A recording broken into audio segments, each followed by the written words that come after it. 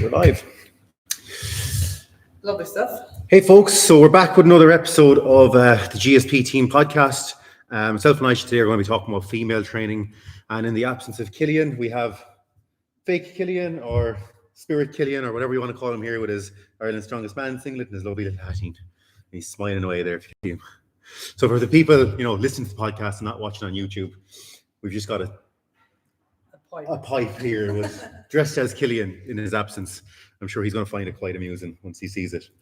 Anyway, what we're touching on today is female training, mindset, programming, and everything else that comes with it. So we're going to keep it quite short, aren't we? Yep, this is a small one today. Yeah. I suppose. What do you want to start off with? I was hitting you, I suppose, first with it, because I suppose the majority of people you were training in the beginning were women. So for years I was nearly like the female coach. I just worked out when I first started coaching people that there was loads of women around that wanted to be coached. They were quite strong, powerful and strong women. I was nearly known as the female guy for a long time, and we didn't have actually a lot of lads around looking for coaches. So I don't know, it just happened that way. And so then you were young enough as well, so you're just surrounded by a load of viewers. Yeah. And you were new to programming, I suppose, as well. So what were the challenges, I suppose, coming from you doing your own programming? I suppose then it was myself and Olivia, but then you had this gang of women there. Yeah. The programming wasn't so much a challenge for me because I was so obsessed with learning and reading and trying to figure everything out. And I kind of knew, look, there are differences between, especially the lightweight women. They can handle a lot more volume. And a lot of that is to do with the loads they're lifting. They just aren't as heavy, so they're not as taxing. So, even right now, we've got a lightweight woman on that's 55 odd kilos, maybe 56 kilos, and she's squatting 3 times a week. She's pressing 3 times a week. Could probably do a 4th press session and still recover and make progress. Whereas someone at your level is only going to be squatting once a week at the moment and deadlifting once a week, and that's going to be taxing enough.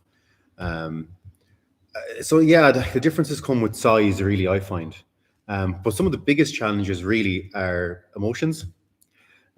Because lads will get angry and kick something across the room and then they'll calm down a few minutes later, whereas the women might go out and have a cry for themselves. And as a young male, figuring that part out was quite difficult. When I started coaching a lot of the women, at first I was probably 23, 24. So it's like, oh God, they're crying now. What do I do now? You're kind of looking at them and you're looking around the room and what the fuck is this about? Yeah. So that was a bit of a challenge, but you just learn to deal with it. And sometimes, look, lads will cry too sometimes. A combination of the two. I didn't cry much, but I'd eat the head of him. Oh yeah, no, it wasn't necessarily you really. But in general, the emotions just come out in a different way. Lads will kick something across the room, or they'll show their belt, or they'll. Seen you do that I've done it many times, where they'll punch a sandbag or something, whereas the women might get a little bit emotional, and you just have to learn different ways to deal with it. And sometimes it's just letting them off. Yeah. And just reminding them then that things are okay. A bad session doesn't, destroy a whole training cycle.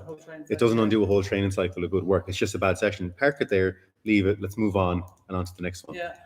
How did you find, I suppose, it's, again, you're saying about the different sizes. When we say sizes, we're talking about the weight categories of the females. Or are you talking about the weights that they're lifting? Well, it's a bit of both, really, because generally the lightweight women, say the under 64s, are going to be lifting a lot less weight than the open women. Okay, yeah. So they tend to recover quicker. You will find, most people will find that a lot of the time, lightweight women, especially in the early stages, can handle squatting maybe 3 times a week. They can handle deadlifting a couple of times a week and pressing maybe 3 times a week and still recover and make progress from that. Now, there's other factors that will go into that, such as lifestyle, work, have the kids at home screaming in their ear. That's going to affect, that's going to increase your stress levels, and it's going to affect how well you can recover from your training. So all these things are a factor that coaches really have to take into play, and athletes if they're doing their own programming, But generally speaking, women have less fast twitch muscle fibers than men.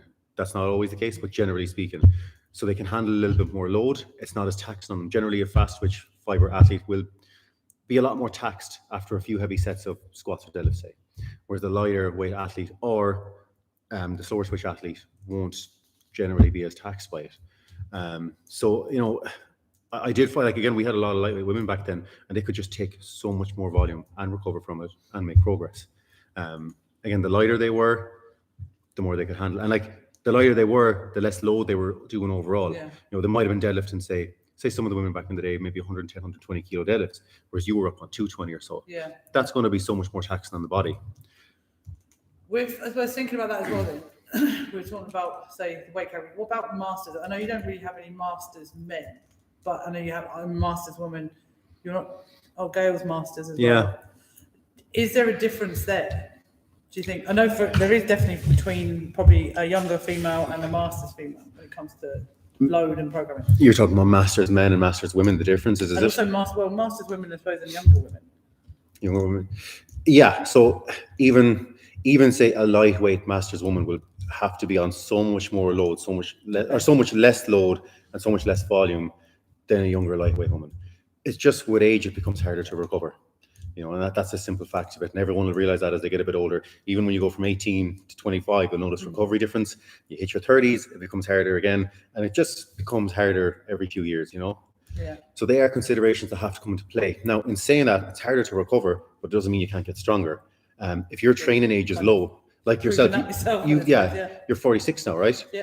You started lifting at 38, 37. Yeah, so you weren't lifting weights before that. So your training age, as far as lifting weights goes, was 0. Yeah. Which spoke about a little bit last week. So that allowed you to continue getting stronger, and you still are getting stronger. So yeah, training age is a massive factor in that. But if your training age is 0 and you're in your 40s, you still can't be hammered with a load of volume. Yeah.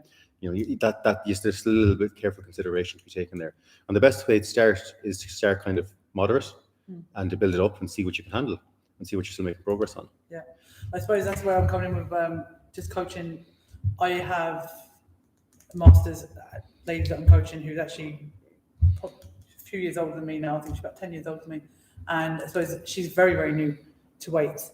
So again, it was something that she was encouraged to do about a year ago after recovering from an illness, and also I suppose coming into that age category where I suppose for many years weights weren't really overly encouraged for women.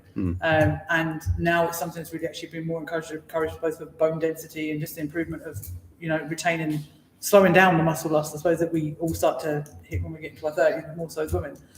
And with her, like, it's just trying to gauge it, I suppose, from, again, we'll talk about the hormone kind of side of things, but just as a master's athlete, but she's still very new to it. So kind of going, she's at 0, or she's at 1 year of lifting. She's probably making tons of progress. Yeah, just flying away. Do you know what I mean? Like, really, we're just seeing that. But it's just interesting, I suppose, that she's come into it at like 57, I think she's around 57, 58 now. So she's a year's worth of training on it, and she's going to see these gains. Yeah, she can see gains into her 60s now. Yeah. You know, like people think because you get older that, you know, that's your death sentence, you can't get stronger, but that's not true at all. You know, she can get stronger into her 60s and improve her quality of life, you know, as she gets into her later years by lifting weights now. It's fantastic. Like, well, I suppose I've seen that as well when I was doing the active retired. Yeah, a few years back, and seeing the ladies there that were in their 60s and 70s, and seeing them being able to bring back strength gains. And when I'm talking about strength gains, I'm not talking about like deadlifting 150 kilos, but being able to get out of a chair without having to rock yourself out of it. Do you know, just simple tasks. Yeah. That they went, and even seeing, like we're saying about the effect of hormones, I suppose, like insulin levels coming down in diabetes and stuff, and symptoms of arthritis improving. So I suppose that side of it with women is another factor to take into account. Yeah. How did you find, I suppose, well, coaching when we were talking about menstrual cycles before? This is something that I know the male. It's not. I'm not going to coat every coach with the same brush, but I do think from talking to some of the women athletes and sometimes the interactions I see, how do you deal with, you know, the whole menstrual cycles and periods and training? Because you'll know from me, and I suppose it's different because we're in a relationship, but how did you find dealing with that? It wasn't really an issue for me. Like, I just took it as this is what happens every month and we just have to get on with it. Like, and you know, I never really backed training off, but if the women needed to back it off themselves because they were so uncomfortable, that's fine. You know, like sometimes it'll happen to yourself where like you're just so uncomfortable that you just can't do what you're supposed to do today. Knock 10% off what you're supposed to be doing, or maybe what's on the plan. Go with that, see how you get on. We can make up for the volume another day. You know, it's not the end of the world. But you know, some people then they you know, they don't want to tell you, and and that's fine. You just have to get on with that. Like, and if you don't know, you don't know, and you're just saying get on with it, power on with your program. Yeah. But if you do know, and like this is where maybe women can get a little bit more open with their coaches, you can kind of work around it a little bit. If they're really, really uncomfortable, you can work around it a little bit, and you can say, right, we'll back it off this week, maybe a touching for this session, and then next week we might power on a little bit more, add a little more volume to that session. But if the women aren't open with the coaches don't know, the coaches can't do anything about it. Yeah. So for me, I've never got uncomfortable about it. It's completely natural. Happens every single month. The majority of us, Yeah. up to a certain age. Yeah. So like it's a non-issue. Like, and like even recently, like I was helping one of the women with a water cut, and things weren't going the way they were supposed to go. And I was like, what is going on here? And next thing I got the message, my Tom has landed. And I was like, who the fuck is Tom? What are you on about? And after I was about to reply, and then I was like, time of month. Yeah. Fair enough. And if I didn't know that information, Yeah. we couldn't have changed anything with the water cut, and we couldn't have an understanding of what's going on. Yeah. Because obviously your water levels in the body are completely affected by your period, like when it hits. So I was like, who's Tom? What's going on here? But yeah, then I copped it. I was like, we'll just say period from now on. Yeah. Yeah. Simple. And we'll know, like, because it is important. No, it is important. I think that's one of the things I found with like training women, like, and when I've been more involved even with Gen Pop, and it's easier for me, but women will actually go, because I can see it in them. I'm working with them every day, and I can see when some of your strength levels, and I go, oh my God, I'm so tired, why does this feel so heavy? And you can see it. And like, when's your period due? And they'll look at me and I'll go, and now they're used to it. But I think, as women, generally, a lot of women are not completely aware of the impact that the menstrual cycle can have. So when you're actually training, and you're training heavy, for some women it can actually really help with balance things out. But if you're not open with your coach like that when it comes to a walk, I know I've had it before, and I'm kind of going, hang on a second, and I've had to actually ask them, like, is it, when's your period? Because we need to work that out. You say you can see it in them. I haven't a fucking clue. Of course you don't. I haven't a notion. Like, that's the last thing on my mind unless I'm told. You know what I mean? Exactly. So like, how do you deal with it? When it hits, when it's coming, and you have heavy training, what do I do? What do you do? Yeah, I suppose it's more important to know what you do for people maybe than what I. Yeah, no, that's fine. But I suppose I want to get it across from that, so coaches understand that male coaches understand that it's a conversation they have to have. Yeah, and they have to be aware of it. Yeah, and look, but some women won't want to tell you, and they won't want to be open about it, and that's fine. And you just have to. There's nothing you can do then. Yeah. Then you just write your program as is, and you hope. Yeah. Okay. So I suppose from my perspective, I'm so in touch with my cycle in that sense of that I know, okay, for me, a week out from my period, everything is heavy, everything's a task, everything in my head is escalated, right? So then I'll be getting closer to that week, and the belt starts getting really tight, and I can't get into position properly with my deadlift, and then that's exacerbated by the hormonal response of this, why am I doing this? So, but I can actually then I'll go to go, I know everything's crap because of this. And we're like, all right, okay. So I suppose I know now that I need to if I need to pull back on some things, but I've got to say now where, because I'm a competitive athlete, that I don't know when a competition is going to land. We don't have. I know there was some reports in the news reports. I don't know if it was a tennis player or some high up sports lady. Was kind of saying how the impact that the menstrual cycle has on her performance. And go, well, unfortunately, it's something that we don't have much control over. If we want to compete in a sport, there are ways and means you can go around, like stopping your menstrual cycle. I'm neither for nor against. I think it's a personal choice, and you should speak to your medical provider about options that you can use. But if you wish to go through your cycle the way cycles naturally occur, you're going to have to work out a way of actually working through that in a training session, because going back to that point, I'm lucky if OSG was to land on the week that I'm weakest, I'm going to have to get through with it. I'm just going to have to do it. There's no two ways about it. That or I don't compete. And for you, that's the week before it hits, isn't it? It would be generally a few days before it hits. Yeah, so that 7 day period before it hits and the couple of days on. So if I knew that OSG was going to fall there, I've got no choice. you know, either I don't compete or I just have to, I know I hate the kind of thing, I'll just suck it up, but I'm going to have to suck it up. But if I've learned through my training to do as much as I can, so I'll always try and get as uncomfortable and as crappy as it is, I would always try to get my heavy stuff done. So if I have my compounds and it's, I don't know, 3x3 at fucking 85% or whatever it is, and I'm going, oh my god, my belt, I will power through it as best as I can, as much as I may want to go and bang my head off a wall, and yes, I may well go outside and hit myself in the head. You might have a cry. I might have, no, I'm not going to cry. It's a little weep or something. I don't cry. He's seen me cry a few times. Normally when I come to the end of prep, I've had enough of it. But I think that's the mentality. And actually, 2 weeks ago, it was funny because I had two extremities. I had a very, very new younger lady in her late teens, and the same week, but not the same day, an older lady, and both of them were hormonal. And I actually had to say to the younger girl, I go, right, okay, you know, we'll pare it back a bit. I could see she was struggling. She's very new to training as well. So okay, look, we'll pull it back a bit. But I actually was watching her and I went, where's your period? And she went, and she kind of looked at me a bit odd and was like, she goes, today or tomorrow. And I was like, right, okay, we've got this. This is natural. You've put it back a little bit now because you're not used to training in this volume.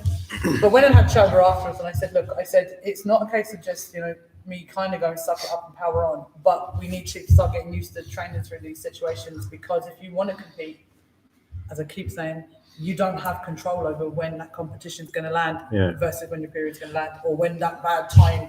And we're all a little bit different. Some people might be 2 weeks out. Some people might be 1 week out. They feel really shit. Some people might just be the 3 days of the period. So I think there's a kind of, not mental toughness, because it's not really mental toughness, but I think there is a source of going, okay, I'm not going to be able to have control over competition dates. I'm just going to have to try and get through this. And is there anything you can do around your training session, say your heavy sessions, or competition day, that you find helps make it a little easier or less uncomfortable? I suppose, do you even take painkillers? I suppose with my training, I try to avoid painkillers in the sense of, unless I really need them. And again, women are so different. Like, it could be, people might just always have painful periods, some might not. And it'd be a case of, for me, it might be month for month. I might be really crippled 1 month and then sail through it the next month. So if it means that paracetamol, Nurofen, and a hot pack, sometimes I can't get to, because my back might be kind of tight.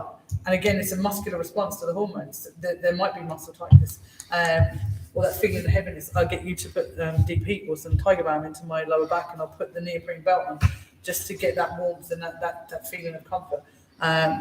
Other than that, I suppose there's nothing really that I change. I just, you just get on with it. Just get on with it. And it's, I peel back if I have to, but I just try not to. And again, that's come over years of doing it and panicking. Like, there would have been times during competition in the very early days of powerlifting that you'd be going, oh my God, it's going to fall. I'm getting my period in it. Oh, what's going to happen on the platform? Like, am I going to pee everywhere because I'm so bloated and and it does. But then you learn as you go along that, okay, there are methods and there are ways to kind of try and get around it. And but generally it's a case of just experience. For you, sometimes, like, I don't know if I've even actually spoken about this, but I've noticed, it seems there's movements in particular that are most uncomfortable for you, like deadlifting. Deadlifts would be the worst. Yeah. And like maybe even like stones and stuff like that. Oh, stones, absolutely, yeah. So like, what might be a good idea for someone out there is to go, right, my period's here for these few days, most likely. Maybe I work a little less volume into my deadlifts and maybe push some squats or belt squats or leg accessories, or maybe, that would be a nice way for people to go. You could pick some movements, especially if you're really bad with your period. You could take movements that maybe aren't quite as harsh in that area, push them really hard, and just do a little bit of a swap around the movements for the few days. That would be, for someone, I think that could be extremely painful and I suppose the other side of it as well then would be is if you are in tune with your cycle and you've got your program. Most people would have their program, like we have our program, say, a month in advance or whatever, depending on where we are in competition prep, is to actually say to coach, right, okay, can I just switch these days around? Can I do my upper body session or even just this movement? Yeah. Say if you it's Monday, period's not here, you're deadlifting Friday, but you think your period's going to be here. Could you swap your deadlift to the Monday and your squats to the Friday or whatever the fuck? You know what I mean? Yeah. Could that be a better option for you? And that's not going to ruin a whole program. No. It's not going to ruin your training cycle. But it is something that could be communicated to your coach. Yeah, and I think that's the big thing is the communication of it. And like female athletes, I'm talking about athletes more than I suppose gen pop. But if you're an athlete, you're in this sport, you're doing it to be competitive. You need to be able to communicate and have that relationship with your coach. You go, right, okay, and for the guy coaches out there, and I know people are going to go, I'm sure women coaches that don't like talking about it, but there's very few women coaches out there as well. That's the other side of it at the moment, particularly in Ireland. But for guy coaches who are male, is to understand and go, you need to have that conversation, especially if your athlete is coming to you. There's no point you going, I don't know about that. You sort it out yourself. Whatever. That's bullshit. That's not going to get the best out of the end of the day. Like your job as a coach is to improve performance. And if they're going to have a shitty session because you're not willing to change things around a little bit due to their period or time of month, then you're probably not doing your job. You know what I mean? You're not going to allow them to get optimum performance. Yeah. And again, it's not the end of the world changing things around slightly. Yeah. If there's a really good reason for it. If you're just lazy and you want to change things around because you don't want to do it that day, that's a different fucking story. But and again, if you came to me and said, I don't want to do this today, and you didn't tell me why, and it was your time of month, I'd go, get the fuck on with it. What are you talking about? Yeah, just do it. Yeah, just do it. This is the day you do it. But if you said, I'm really uncomfortable with my periods here, I'd be like, okay, and if it's a really bad one, I'd be like, okay, right, let's change things around a little bit and change the volume here and there. And a coach should be able to do that. A good coach can do that. But if you don't know, you don't know. This is it. And sometimes, even you, I'll say, right, will we change this up? And you'll go, no, I'm going to do it. And that's fine. Sometimes ignorance and stubborn. Sometimes, fine, off with you. You give it a crack, and we'll see what happens, and we can adjust things after if we have to. Yeah. But I know, it was a question as well that one of the women had come up to me a couple of months back and had kind of said, I didn't want to say this in front of the guys. It was actually at seminar, and it was I don't want to say this in front of the guys because blah blah blah.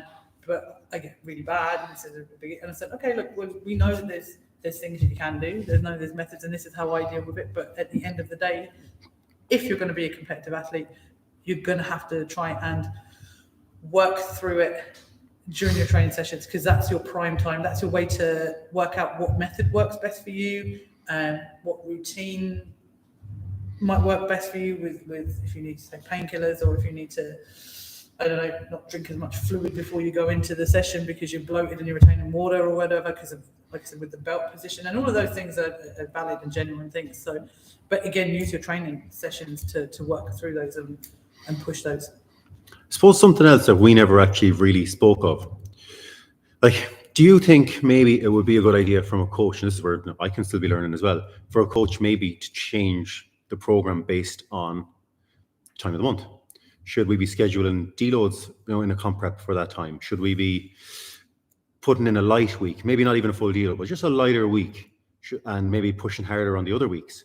Is that something you think that could be of benefit? Okay, so there's more research being done, I suppose, around elite athletes and I suppose menstrual cycles and the impact it has on the body and performance, and there's hormonal changes within the body as well. And I suppose the theory is around if you're lifting really, really heavy and the muscles are spasming, or you excess hormones in the body, the impact it can have, right? And then there's also the side of during ovulation, you're probably at your strongest because your testosterone levels are at the highest. Exactly. So you're getting very scientific, right? So yes, I would say if you need to have an athlete who's very in tune with their body for a start. And like I said, and they have to be comfortable to talk. They have to be comfortable to talk. There's a lot of apps out there where you can that literally predict from the first day of cycle when you're due to be ovulating. And unfortunately, there's a huge amount of women out there, athletes as well, as who have no fucking idea about the impact their cycle actually has on their body. And that's just coming from conversations with general population women that come in, and I'm coaching them, I'm training them, and they're like, and I'm like, oh, okay, well, do you know this? So if you were to go down, I suppose, as a coach, the route of, okay, I want to take a couple of athletes who are willing to have that conversation, work with me, there is a possibility that that's something that could be done. Yeah. But I would always come back to, what do you do then for the day of competition? As an athlete, I suppose, from a mental perspective, you're going to have a better mental. Now, So are we could we potentially be preparing people for failure possibly because depending on the mindset. they're not used to pushing hard or doing anything hard during Exactly. their bad week? Yeah. So I think you've got a flip coin. You've got a coin of going, I might approach it differently, because I might approach it and say, okay, I'm really interested in the scientific side of that, see, does it improve? And I've got a big base, right? Okay, I've got experience, I've got a base. And go, okay, let's try this for Island Strong Swim in March, right? So we've got this. Will we? We could do that for the crack. That could be an interesting Also study. Perimenopausal, so that'd be really. I'm not perimenopausal, so that's very good. But anyway, but then we've got this data, right? And then go, and I'm happy enough to do that, I suppose, because I am confident enough that my base is strong enough, and I'm not going to be relying on. And if anything goes wrong, you've won it 5 times already. What the fuck? Like? I'm not just blaming you. So it's not 6 because of him and my theory. No, but it'd be an interesting thing to do. It would be an interesting thing to do. Yeah, we do need test dummies for these things. Exactly. It'd be an interesting thing to do with round strength sports, because I think there has definitely been research done around, say, like tennis players and possibly soccer players, and I think I was doing a bit of research there for my own course there, and there's something around GAA players as well that was done for elite female GAA players. So we could definitely, even if we didn't want to say throw deload in every time period lands, definitely a coach could definitely take advantage of an ovulation period, the ovulation time, the strength, the peak, the strength increase and the testosterone increases. If you wanted to schedule in some heavy sessions for that week, that would be a really good idea, because you're now ramping up your nervous system with heavier weights than you might handle on another week. Like, it's nearly a wasted week if that falls on a light week. You know, in a way. Now, you could say then there's extra recovery benefits because you have this extra testosterone in your body and it's not as heavy, but I feel like you could really take advantage of that week by going heavier. This is something we could do. Yeah. And have a look at it and see if It's there's definitely anyone something. the other girls wants to come in on board. It's definitely something to think about, isn't it? Yeah. Because like I said, I know, again, when you're coming back to the whole thing of if you take away science, it's always down to mindset. It's always down to you telling yourself, I'm just going to get on with it, and I'm not going to, you're in that zone of, I'm going to do what I need to do. And like I said, there are other chemical ways, I know there's girls who back-to-back pill and God knows what, and oral contraceptives. And again, I'm neither here nor there on that. It makes no odds to me. It's something that's a personal choice. But there are things out there you can do, like from a contraceptive perspective, that can. Then I question: are you not going to take advantage of your natural hormones if you were to go down a scientific route? Yeah. And like you said, sometimes fucking the science out the window is probably not a bad idea too. Sometimes, and just saying, right, period week's here, get on with it. Yeah. Because competition could be that day. Yeah. Your period could land the day before competition, and what do you do then? Yeah. If you're not used to it, do you just blow the competition because of that? You can't handle it. The stress of it's too much. The uncomfortable is too much. So yes, that's an interesting one. Interesting one. I know that was a really big topic that you wanted to touch on today. Yeah, I did. I wanted to talk about it because, like I said, it's something that doesn't get spoken about. And I really would hope that the lads out there are going to listen to this as well. It's not just... You're actually making that camera shake. Oh, Jesus. Lads, you'll all be seasick looking at that. I don't know how long that's been going on. I think most people have listened to the podcast anyway last week on Spotify. So that's fine. So I'm going to throw a question back at you that you asked me. You coach a lot of lads now. So you asked me what differences I seen in men and women, and like I said, volume is a big thing in the program. Overall volume and emotions, how they're dealt with, are completely different. What do you find the differences from training men and women? What are your big differences that you're seeing? I think, and we've said this before, and I think this is where we would have had conversations, is men or lads, whatever, tend to be much more of, if you give them a program and they just do it. Yeah. They don't tend to question or ask. Some of them will sometimes go, or they'll ask more so, why am I not doing the things I want to do, right? Rather than the program. But generally, if I give And I think you would have found this out as well, because Jesus Christ, I think us women are the ones that question you more about our programs than anything else sometimes. Some of you. Yeah, I don't anymore because I don't look at it. Did you look at it? No, then afterwards you'll go, why are they doing that and I'm not doing that? Yeah, exactly. But I'm questioning why I'm not doing something. Yeah, you're trying to figure it out. So, but with guys, I think generally they won't question, they won't ask, they'll just do what they need, what you tell them to do. From a volume perspective as well, they sometimes they will struggle. The men. Yeah, the men will struggle sometimes, and they don't want to do it either. They want to lift the heavier weights. There's a lot of ego with the lads. There's a lot of ego. That's another thing I noticed with the lads. There's definitely more ego involved. Women don't tend to go, like, again, they more of a fear sometimes with the women. They don't want to, because they're like, oh, I'd rather play it safe.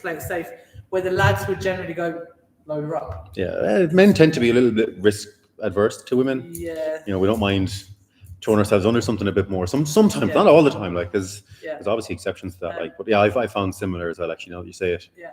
Now, from an emotional point of view, like I know you said they might punch things, but there are lads there that I would have. I suppose the more competitive they become, more so away from coming away from like the regular folk who I would coach, the ones who are embarking on a more athletic or a competitive road would be the ones who would get quite emotional or highly strung. And again, it's trying to just bring them down and understanding that you have to walk before you can run, and crawl before you can walk. They do tend to really want to be there straight away. And why am I not stronger? Even like it's another thing we can touch on again, but even around like the nutritional side of things. Yeah, like I have one chap there who is obsessed with getting bigger.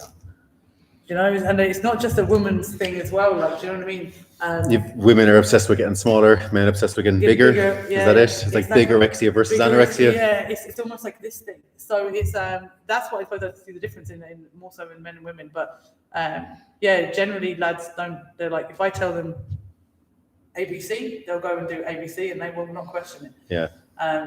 But the women will be more so go, but why? CDE, and I'm like, that's okay. So this is the reason why. I think that's the difference I would have seen also. And I don't get that there is no hormonal fluctuation during the month. So generally, if you're going to see anything in men that are different, if you can see there's something, it's an environmental stressor. Yeah, it could be work, it could be relationships or whatever. But you wouldn't necessarily see that.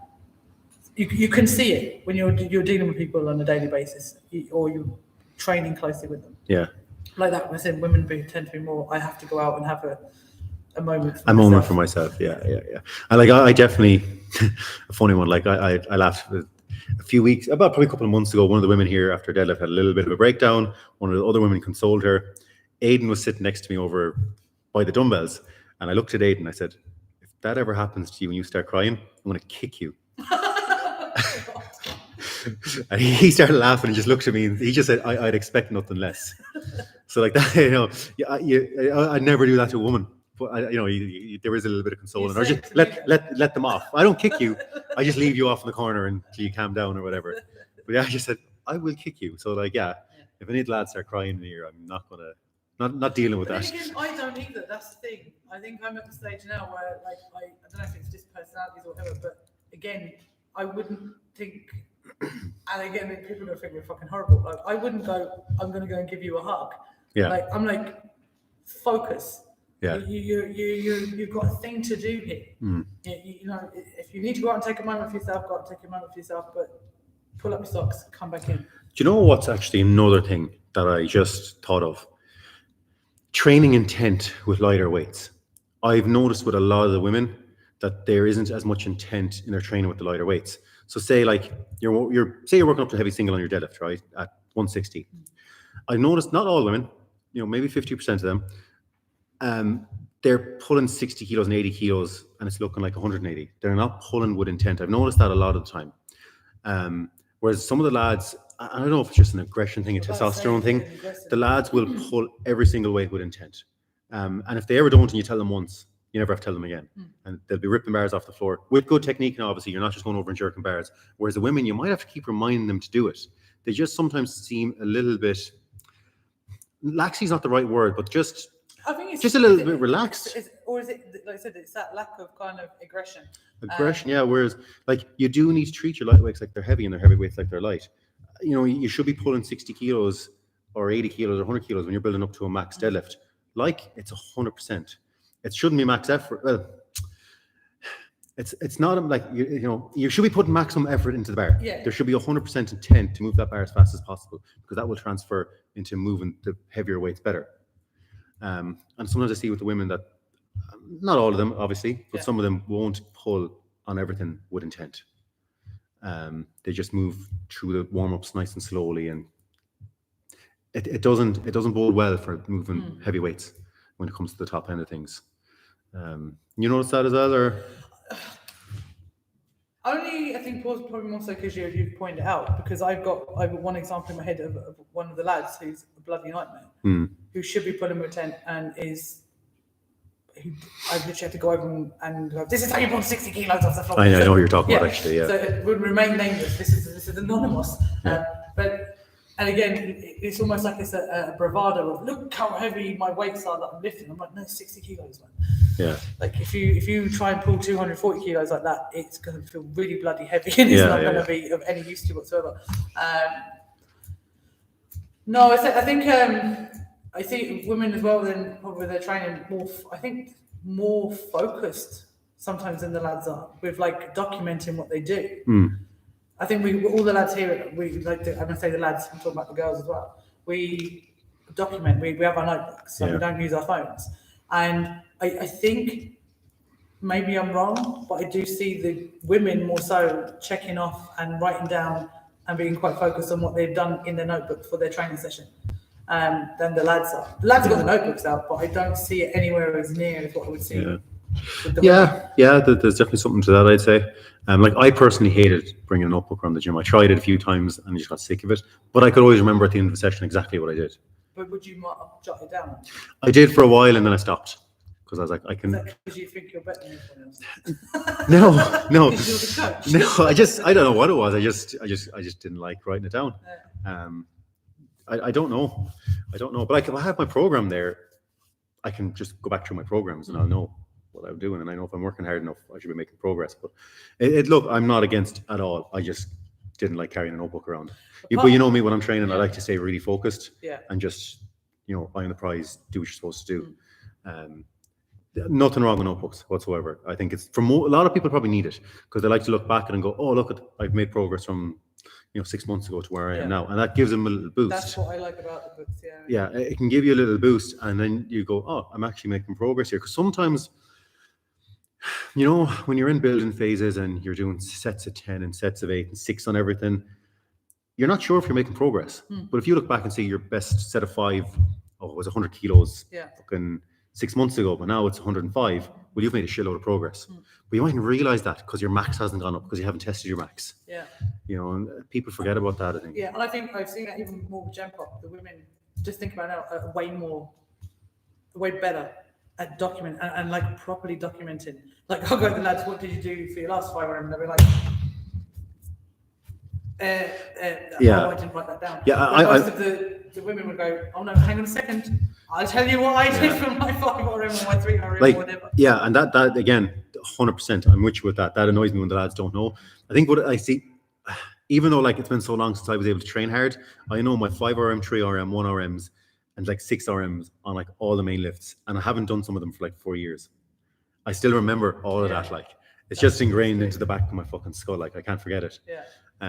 So yeah, when you go, okay, you have a 5 RM coming up, what's your best 5 RM? And they look at me and they're like, oh my God, how do you not know what's your 5? But the women, again, you're right, they'll go back through the book and they'll have it, and you'll go, oh, well, this is handy, let's add 2.5 to it and aim for a PB set.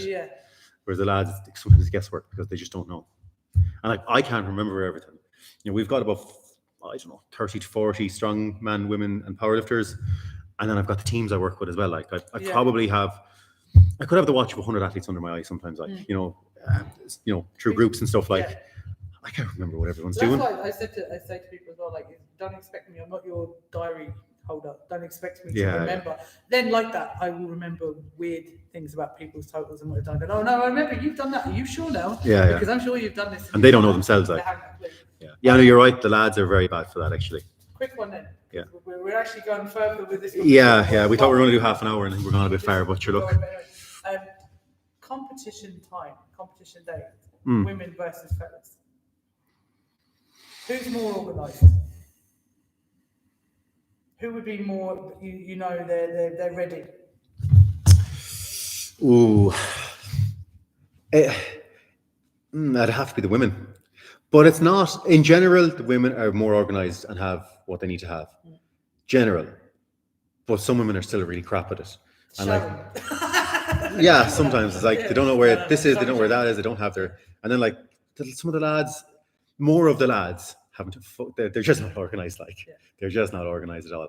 I remember going to a competition. We were over in Wales, and one of the lads, I think he didn't know if he had his belt, so he got one of the other lads to go into his bag and look for. He wasn't like the other lads was at the house, look for his stuff, and his gear bag had a tub of pre-workout in it, and the lad who was looking through his bag sent me a picture of it and goes, "This lad has his priorities right." And there was nothing else there. Like, I think there might have been knee sleeves and pre-workout. And you're just like, what is wrong with these people? Women are never that bad. No. I will have to say, women are never that bad. Some of the lads would leave their heads behind them, all right, in fairness. Yeah, they are. They're a bit more organised, in fairness. So the lads could really probably look to the women and go, right, how do we pick our game up here? Like, because it's really annoying for a coach or even your teammates when you turn around and go, oh, I don't have this, and you're like, what are you doing here? It's the competition thing. You don't have anything. What's wrong with you? Yeah. How did you not figure this out a week ago?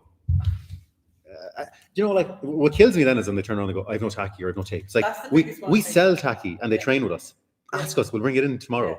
Tacky and tape. Yeah. That's the biggest ones. Cleaner. Yeah.